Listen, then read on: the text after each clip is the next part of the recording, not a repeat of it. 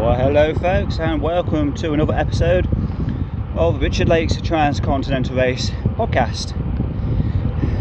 Let's try and start on a more lighter note, shall we? I was feeling pretty drained in the last one. Things hadn't seemed to have gone that well. So I've gone through a day, no recordings or anything like that. Just continued to head my way through Croatia, which seems to be going forever, just like The Hobbit and the Lord of the Rings sequels all put together. It's a big country, but it does appear to be coming to the end of it now. So we're dropping into Bosnia and Herzegovina for a short distance, and then straight to Montenegro. I think that's right.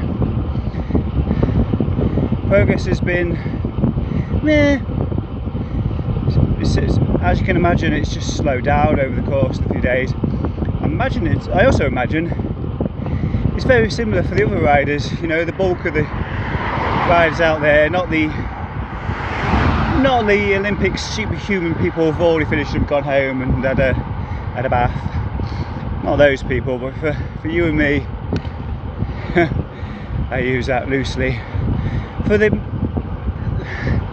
middle batch of people doing this, they're probably not that, probably a couple of days further up from me, and each day is just getting harder and harder. Sure, the distances are probably getting smaller and smaller as well. The heat just seems to be ramping up as well. Oh dear. I do have some good news to share with you though. Like I sent a message to the boss at work saying I'm not going to finish in time, mate. I already say mate, but you know what I mean. And they came back saying don't bother coming to work until the 22nd of August, which means I think it's like a week and a half after the finish date. So that removes a lot of pressure to try and get there any sooner. But of course, I still want to get this done. Like today, for instance, what's what I've got ahead of me? 100 kilometres to the end of the first stage, and then load the next one in, which takes me to the CP3. I think that's 222 kilometres or something. So it's like 322 just to get to CP3. It's like, do I do that today? I'm thinking that's not going to happen. I think it's going to be tomorrow. Yeah, so still lots to do. And what sort of distance is it to? Hello, good boy. Stray dogs. Okay, that was a good dog. Yeah, so there must be like over 1,000 kilometres still left to do, I think. 3 or 4 days of riding. Or you're talking about Wednesday of next week, I think. So, 3 days after the finishing party.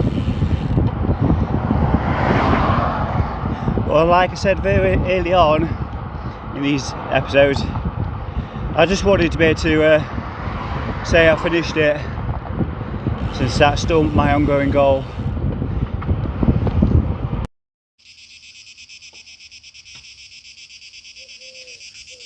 Tell you what, the sound of the crickets are persistent, but listen in there as well. Listen.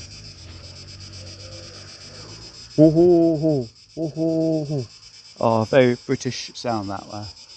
An owl up in the tree somewhere.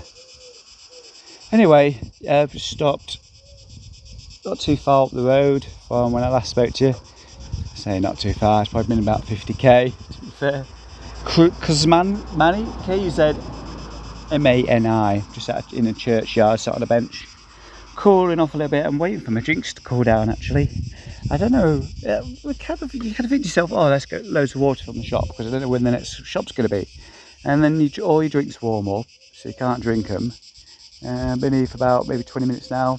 Feels like the Red Bull, can of Red Bull, might actually be drinkable again. Anyway, I must get moving after enjoying this can. There's a supermarket just here as well. Tommy Maxi Market. So I might nip to that, get something for lunch, and get going again. But it's actually just started to come up to the hottest part of the day, so and it feels like it's going to be the warmest day up to this point as well. But tell you what, Croatia is absolutely amazing countryside. I'm loving it. It just seems to go on forever though. Yeah, so I'm gonna head on further south. I must be close entering Montenegro. I don't know if we're going to start hitting border issues as well as I get further along the journey. A few people, they don't say where, because obviously that's not part of the game, but I know there's a few people posting on Transcontinental Facebook page that, you know, that they're having fun at the border crossings. I'm not really posting on there, my experiences that much. I don't want to say anything I shouldn't, so every now and again I might be like, oh, I'm so upset in his churchyard or something like that, but generally speaking, yeah, I'm not really posting on there. You can of course follow me on Instagram, Ricky_Lake, that's RIKKI_Lake. I've been posting up photos on there and the odd video too. And of course, once this journey is all over, I've got my camera with me, well, my phone really, camera phone, as well as a GoPro, which I've barely used the last few days. I could have stayed at home. Really. Saved a bit of weight and still got some great footage. Anyway, the point was, check out my YouTube channel in the next few weeks. Once I got all the footage cut together into something interesting, I'll put it out on the channel and hope to share that with you, and well, give it the thumbs up when it all comes out. Well, this seems to be one of the hardest stages I've done for a while. So I'm in Bosnia-Herzegovina and I'm just going through a little village called Grud, but it could as well be called Crude. Oh, the levels of pollution. Oh, I'm sorry, I'm just getting comfy laying on my backpack, hiding under the trees. Yeah, the levels of pollution off the scale, absolutely ridiculous. And it's so hot as well. Get this conspiracy theories running. There's actually a Russian Gazprom station down there. Although I can throw that one out, should I? There's nobody at it. But the actual village of Grud, it's kind of in a dip. So basically, you go down into it and drag yourself back up again. It's kind of annoyed myself really, because the actual route, I missed my left turn, which would have cut all that out. So, but yeah, it was really struggling to breathe. You know what I mean? I had to stop a couple of times because, you know, it's mounted, you know, big bloody wagons coming past and hills and whatnot. Ugh. Sweating like a pig as well, and every time I go for water and stuff, it's boiling. Oh, and there's no internet. There's no internet for a few days now until I get to Romania. In fact, so probably until checking to a B&B really, one with Wi-Fi. How am I going to get that without the internet? Just going to be looking for signs saying room please. Oh, yeah, I've never sweat so much in my life. It's unbelievable. So I'm just going to chill out here a bit because it's, I don't know what time it is. It's let's have a look. It's 10 to 3 in the afternoon, so we're still in the hottest part of the day. I think what also makes it, you know, the pollution level so high is there's not really any alternative roads that people can go take. And as you can hear, there's just wagons, lorries, there's no motorways or anything like that. It's probably how lots of this route has been like how you'd imagine England would have been without the motorways.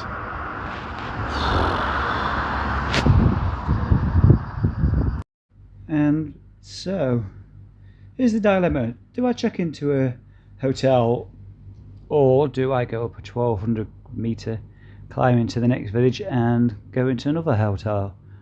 Decided to go with the first option, funnily enough. Having started looking at it, it was about 6:30 on the evening time. Been hanging around for a while actually in the McDonald's. I'm in Mo Star, I should explain. This place called Mo Star. And as I was flying into the city, I was like, oh my God, is that the Golden Arches? I was crying out for some milkshake. So I went in there. I've got a big mountain climb in the morning to get myself over to CP3, which I think is 192 kilometers away. So it's a good old trek. And that is Saturday, day 13, I think that will be. Kind of a bit nervous actually, because I was in the McDonald's and there was 2 dogs hanging around. I'm like, oh, that's curious. And it turns out these 2 fluffy dogs are employed by McDonald's to look out for strays. And along came this stray dog, and they're barking away and everything, trying to get rid of it. And everybody's sat around like as if it's just absolutely normal. You know, very bizarre. So it's also like, do I want to go up this mountain with bloody dogs being around, packs of dogs and things like that. Though I guess really, once, you know, they're going to be, if I was a dog, I'd be looking for where's the likelihood of getting food. So for me, that would be in the towns and the cities, like, you know, like foxes do, urban foxes. They're not going to be up in the hills necessarily. They're going to go where the best pickings are. So yeah, I was like, oh, damn it. So today ended up being a bit of a short day again. Having said that, I think it was about 130 and 40 kilometers. So yeah, nowhere near enough for TCR. But the heat's really getting to me now. It's unbelievably warm. So some stories of the day. Yeah, I've been through Bosnia. Well, I'm still in Bosnia now, and it was funny when I first entered the country. Straight over the border into a petrol station, and there's all the staff smoking away inside. There's me drinking outside, and you know, a bit of a pavement picnic. One of them walks out, starts smoking away, and you're like, Jesus Christ, one spark and we're all dead, kind of thing. And this continued for the next 2-3 petrol stations. I kept stopping quite a lot actually, because it was so warm. So that's the theme of today really down here. It's really, really warm. So yeah, waiting another day again to get into Montenegro. So will that be at the top of this big mountain? I'm guessing so. I might spend a little bit this evening to see if there's any possible way to go around it. Because it does seem excessive, but given this is the TCR, I'm guessing that's the most direct route possible. So yeah, look forward to that in the morning. Well, good morning folks, welcome to another morning of ramblings from this TCR rider. I've left Mostar, just one moment, about 5 miles behind down a hill. I left really late, stayed in a hotel, didn't leave till 8 o'clock. There was a McDonald's, went there, so it was probably about 9 o'clock by the time I left, really, really late. The reason why I didn't ride on last night, there's an 1100 metre mountain between, well, in the way basically. I didn't want to tackle last night. That nemesis again. Well, with good reason. I checked into the McDonald's last night and there's a couple of dogs protecting the space, you know what I mean? And there's another dog coming along and chased it off, and it's like, what? So I'm guessing, although it's not something I can make, I mean, I can see, I think, you know, if I was a stray dog or a stray fox, I'd hang around the cities, places where people are. So I think it's those places I need to be more cautious of, not 200 metres into 1100 metre mountain climb. Yeah, I was not looking forward to this. It was the same the other day out of Tritis, whatever it's called. So I'm saying the other day now because I can't remember which day it was. Was that yesterday? I think it was the day before.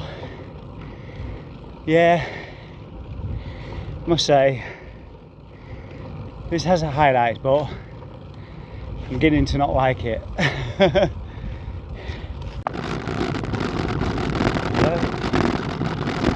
Just making my way along the third parkour of the Transcontinental. May well be my last. I got to an altercation with some dogs last night. They heard me. I skedaddled down a hill as fast as I believe you could. That's a polite way of putting it. Just kind of terrified, really. Maybe that's the trick. Try not to ride overnight unless you're seeking a top 20 position where your life is worth more, where your life is worth less than having a position in this leaderboard. I don't know. And I'm trying not to be melodramatic. It's just it's pretty scary, I tell you. Dogs on your heels fly down a mountain on the opposite side of the road, full tilt on the bends. Oh dear. So at the end of this parkour, I plotted route to Bulgaria. That's the international airport in Montenegro. The idea at the moment, at least I've got a plan to get to an airport if I should change my mind,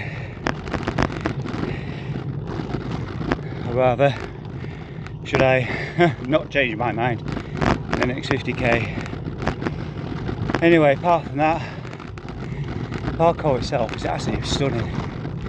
It's a twisted maze of tunnels straight from the lake at the bottom, crystal blue lake. The lights are on. Hopefully no one's home. It's a beautiful sight to bestow.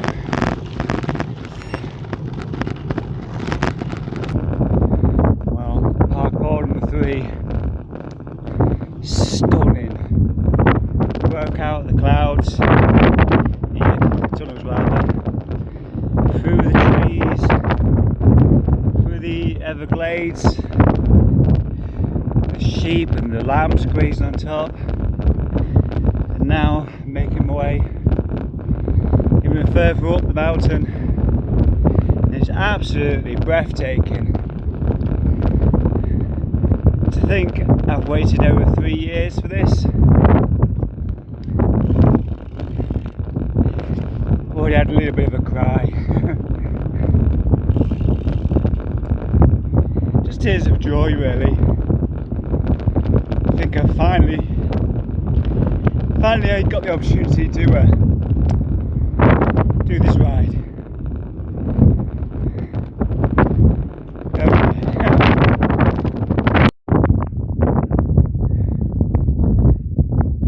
Well, this route, this parkour just seems to get better and better. What an amazing vista right before me. I wish you could see it.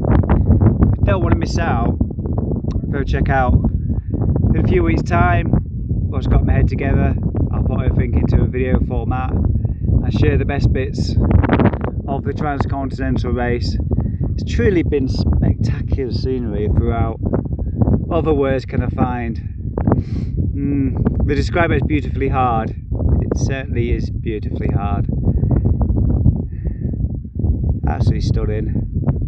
Hopefully you can hear me just fine, because it's been more than a week since I used the lapel mic. Absolutely beautiful. Right, I better head back down, get some drink, get back to civilization. The question that remains is, will I go left to continue the Transcontinental Race, or will I turn right?